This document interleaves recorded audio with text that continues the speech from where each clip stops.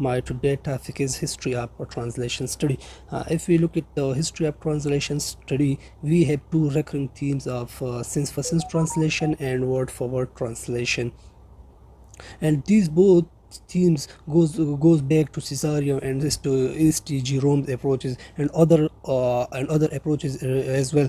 But let us discuss the Caesarea approach. Caesarea was a statesman, an orator, a lawyer, a philosopher, and he translated from Greek to Latin, and he compared translator to an art because he considered translation or translator as an artist, and at the same time he also went for sense for sense translation. He translated the speech of Esseches and Demosthenes. Maybe I'm wrong with this pronunciation, but he translated the speeches of these two orators, and he named that translation the Attic orator. He further said that I did not translate them as in a interpreter. Interpreter mean word for word, but he translated them as an orator. Mean he went for sense for sense translation. At the same time, he kept the same idea and form of their speeches. He did not go for word translation, but preserved the general style and force of the language. If we look at the history of translation, we have another translator in ancient Greek time. His name was Horace, and he also followed Caesarea. In his short famous passage from his Ars Poetica, he gave to produce aesthetic pleasure and creative text in the target language. However, Roman would read the text, what we can say the target text side by side with the Greek source text. That's why they translate individual word for the source text with its closest grammatical equivalent in Latin. It was the Caesarea approach. Another approach we have by the name of St. Jerome. St. Jerome also went sense for sense translation, and he coined this particular term, sense for sense translation. He translated Bible into Latin in sense for sense translation. For this purpose, he cited the work of Caesarea to justify his work of Latin version of the Bible.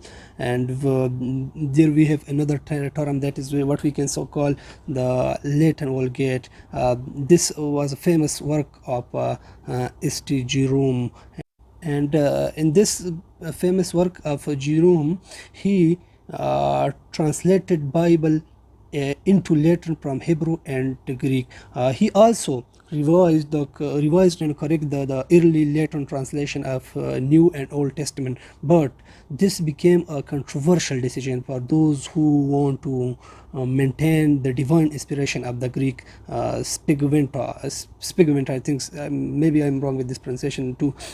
But he writes in his once he writes in his letter to his friend. He was also a senator, and his friend name was Themistius, and in that, while he said that while translating the Bible into Latin, Jerome stated that the translator need to translate not word for word translation but sense for sense translation. In this particular letter, I mean to say that he wrote to his friend that was senator that we should focus on sense for sense translation, not word for word translation.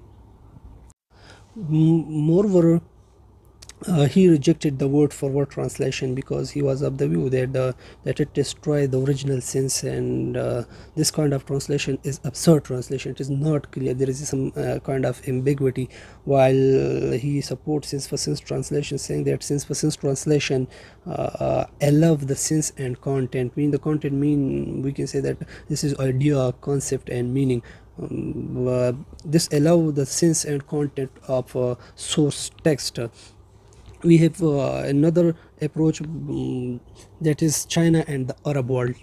We see the same concern in the ancient and rich translation of China is China and the Arab world, because as we have mentioned in the about two Translation. If we look at to the Hung and Pollard, they use the same term while discussing Buddhist sutras from Sanskrit. Yeah. Uh, and in the history of translation, we have another approach that is called Sutra Translation. In this approach provides a fertile ground for different discussion of approaches. And in Sutra's translation, we have three pages that we have divided here in this particular slide. The first page that consists of Eastern Han Dynasty and the Three Kingdom period. In this first page, we see word for word translation, and at the same time it takes place closely to same language syntax. This was not due to the lack of bilingual participant, but in order to not alter the sacred word, yeah, to maintain the word or not alter the sacred word of particular text or script. In addition to twisted target language syntax, translation was used very liberally, and it was also easy for those who would not have any religious or theological background. Yeah. And we have another phase that is Jin dynasty and the northern and southern dynasty. In this phase, it was it was a different way toward what many contemporary Chinese scholars call yi or free translation. In this phase, the syntactic inversion were made according to target language used.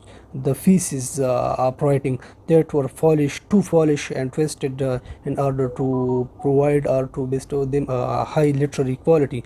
Kamiviria was created as a pioneer of this approach.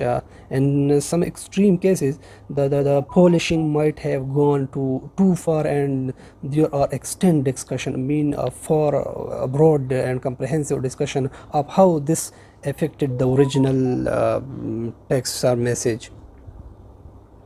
In the third phase, we have Sivi dynasty, Tang dynasty, and Northern Song dynasty. In this phase, we have a towering figure by the name of Zhongzhong.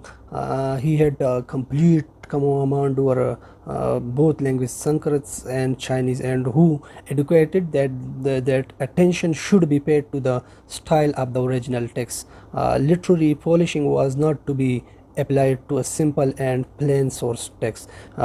He also set down rules governing the use of the translation, and these were what we can say adopted by many of his successor or predecessor.